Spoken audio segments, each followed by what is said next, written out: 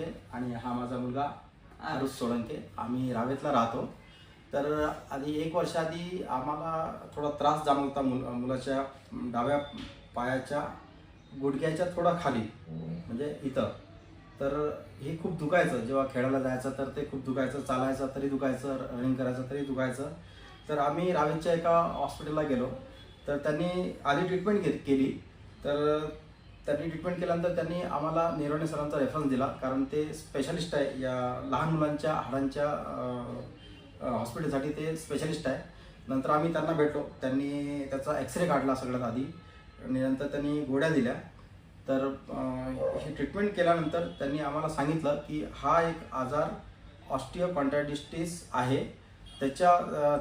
तो कशामुळे झाला तर त्याच्या मसल्स आणि स्नायूमध्ये, हे जेव्हा मुलाचं वय वाढते त्याचे स्नायू आणि हाड वाढतात तेव्हा ते कंटिन्युअस त्यावर ताण येत होता. त्याच्यामुळे ते म्हणजे रिकवर होत नव्हतं, ते आणखी दुखायचं. करेक्ट. आता आपण हे बहुतेक जून 2023ला आपण भेटलो होतो पहिल्यांदा. बरोबर. जून तारखेच्या. आणि त्याआधी मला वाटतं त्याला त्रास एक 5-6 महिने चालू होता. बरोबर. हो, करेक्ट. मग आपण जून 2023ला ट्रीटमेंट स्टार्ट केली. आणि सुरुवातीला आपण त्याला थोडं फिजिओथेरपी दिलं आणि काही मेडिसिन्स दिले. आणि मेन मी काय सांगितलं होतं, काय करायला सांगितलं होतं? तर त्यांनी सांगितलं आम्हाला की तुम्ही 4 ते 5 महिने, कमीत कमी 4 ते 5 महिने त्याची फिजिकल ऍक्टिव्हिटी ही बंद करा. फक्त चालण्याशिवाय त्याला काही अलाव करू नका. जसं की उड्या मारणे, पायऱ्या चढणे, धावणे, खेळणे, फुटबॉल खेळणे, या गोष्टी टोटली बंद करायचं सांगितलं त्यांनी.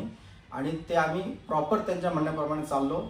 आणि मुलगा पण कधी कधी सांगत होता की आम्हाला नाही, मला आता धावायचं आहे, मला खेळायचं आहे, की कुठपर्यंत मी घरात एकटा बसणार. पण आम्ही त्याला व्यवस्थित समजून सांगितलं, कारण आम्हाला लॉंग टर्म रिझल्ट्स पाहिजे होते.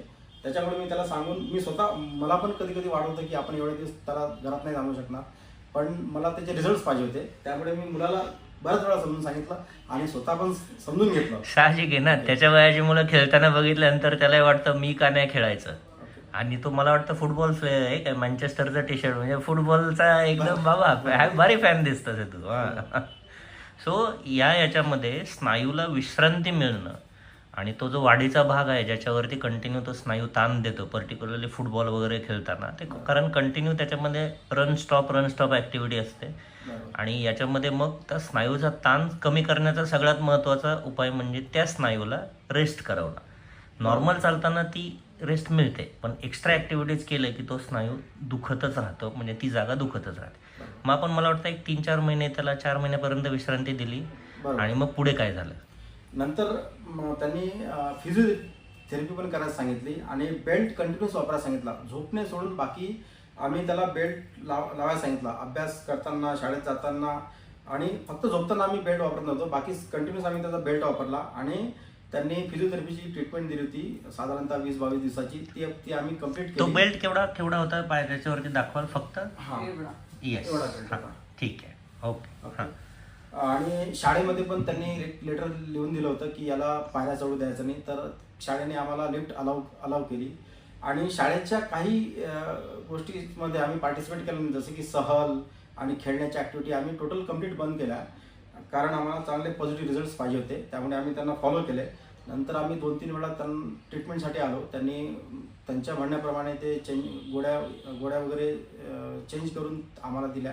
आम्ही त्या पूर्ण कोर्स त्यांच्या म्हणण्याप्रमाणे आम्ही कंप्लीट केला. आणि नंतर आता परत एकदा त्यांनी एक्सरे केला आणि एक्सरेमध्ये बरेचसे म्हणजे छान रिझल्ट्स आढळून आले. आणि आमचं पर्टिक्युलर म्हणजे जे दुखणं होतं ते आता कंप्लीट थांबलेलं आहे. आणि आता आम्ही त्यांनी सांगितल्याप्रमाणे आम्ही हळूहळू थोडे मुवमेंट आधी 1 महिन्या आधी चालू केले होते. आता त्यांनी कंप्लीट सांगितलं की तुम्ही धावू शकता, खेळू शकता, पोहू शकता, नंतर क्रिकेट, फुटबॉल सगळं करू शकता. आता आम्ही आनंदित आहोत की त्यांनी आमचा जो आजार होता हा पूर्णपैकी बरा केलेला आहे. आणि अजून आम्ही काही थोडी बाकी उरलेली ट्रीटमेंट आम्ही कंप्लीट करणार आहे. येस. कसं वाटतंय तुला आता? खेळायला परवानगी मिळाली आहे? हां, जास्त नाही मस्ती करायची बरं का. चलो, बाय बाय.